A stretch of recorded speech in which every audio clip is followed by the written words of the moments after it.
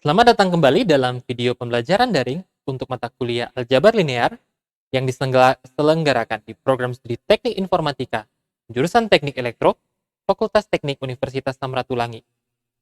Video kali ini saya akan membahas aplikasi ketiga dari operasi matriks. Totalnya memang akan ada 3 contoh aplikasi operasi matriks yang saya bahas. Nah, contoh aplikasi yang ketiga adalah tentang analisis regresi sederhana dengan menggunakan metode kuadrat terkecil. Ini adalah 4 bagiannya. Pertama, bagaimana mencari persamaan garis, kemudian sum of squared errors, dan garis regresi kuadrat terkecil, dan yang terakhir, bagaimana kita mencari koefisien garis regresi dengan menggunakan persamaan matriks. Seperti biasa, materi ini diadaptasi dari buku Elementary Linear Algebra karya Ron Larson. Oke, kita mulai dengan sebuah kasus. Misalnya, diketahui ada 5 pasangan titik, X dan Y ya. 1, 2, 2, 3, 4, 4, 4, dan 5, 6. Sekarang pertanyaannya, bagaimana caranya mencari sebuah persamaan garis yang mendekati titik-titik tersebut? Pertanyaan kedua, misalnya ya, titik-titik tersebut mewakili data dengan pola tertentu. Bagaimana caranya 5 titik yang sudah diketahui ini bisa digunakan untuk memprediksi titik-titik lain yang punya pola yang sama yang mungkin muncul di masa depan. Ya. Kita pernah belajar tentang pencocokan kurva polinomial. Kenapa tidak menggunakan pencocokan kurva polinomial? Pertama, pencocokan kurva polinomial akan cocok untuk data yang sudah diketahui. Sedangkan untuk pola yang serupa, ya, untuk data dengan pola yang serupa tapi tidak persis sama, bisa saja ada penyimpangan-penyimpangan, maka ini akan dinamakan overfitting. Dia akan sulit memprediksi data yang lain, data yang baru ditambahkan yang punya pola yang sama. Nah, di sini saya akan memperkenalkan tentang analisis regresi dengan metode kuadrat terkecil. Di sini kita akan menggunakan pendekatan terhadap titik-titik yang sudah ada, dan karena ini pendekatan berarti ada error. Ya. Sekarang challenge-nya adalah bagaimana kita memperkecil error. Ya. Kita membangun sebuah model dengan data yang ada, yang bisa digunakan memprediksi data yang baru, yang mungkin dengan pola yang bukan sama persis sebenarnya, tapi similar, mirip, serupa, dengan error yang sekecil mungkin. Nah, ini adalah 5 titik yang kita ketahui. Misalnya kita lihat, oh sepertinya titik-titik ini garis apa ya yang cocok? Oke, mari kita lihat. Kayaknya sih kalau bentuknya itu Y sama dengan A0 ya. Kalau ada 2 variabel berarti akan ada variabel titik potongnya dan ada variabel gradien. Nah, kalau variabel titik potongnya adalah 0,5, gradiennya 1, maka Y itu adalah sama dengan 0,5. Gradiennya kita tidak tulis. Ya, karena, Y kita hanya tuliskan, tidak lagi tulis 1 ya, tapi Y sama dengan 0,5 tambah X.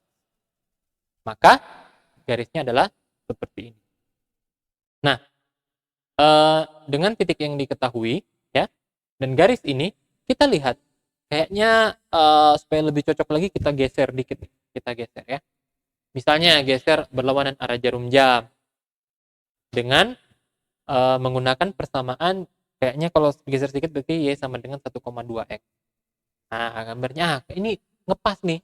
Yang di 5,6 ini ngepas. Kayaknya lebih bagus nih. Ya. Apakah tepat? Mana yang lebih baik? Nah, dengan 2 model yang dicoba, ya, kita bisa melihat sebenarnya mengukur seberapa tepat sebuah model terhadap data yang ada. Caranya dengan menggunakan sum of squared error atau SSE. SSE dihitung dengan cara kita kuadratkan error yang ada, kemudian kita jumlahkan. Ya. Karena error itu kan bisa positif, bisa negatif ya. Kalau kita kuadratkan dia akan jadi positif. Maka semakin besar error, semakin jelek model. Misalnya ini, XI, YI. Jadi X1, ya, X1 itu adalah 1, Y1 adalah 1, ya, hasilnya 1. Nah, kalau kita dengan model 0,5 tambah X, maka 0,5 tambah X-nya itu 1 sama dengan 1,5. Y-nya sebenarnya adalah 1, maka errornya adalah 1 kurang 1,5, 1 kurang 1,5. Kemudian errornya kita kuadratkan, kita dapatkan hasil 0,25. Demikian seterusnya untuk titik-titik lainnya, ya. Nah, sum of square error berarti kita menjumlahkan error-error yang ada ini, ya. Maka untuk model pertama CC-nya adalah 1,25. Bagaimana dengan model kedua? Nah, kita lihat lagi, ya. Errornya adalah 0,04, lebih kecil ya sepertinya errornya daripada 0,25. Nah, tapi ada yang 0,64 tuh, ya. Kita jumlahkan, lebih kecil memang, ya, 1. Sekarang pertanyaannya, bagaimana kita bisa menggunakan metode yang bisa lebih pasti untuk menemukan persamaan garis yang cocok? Kita gunakan metode ini, ya.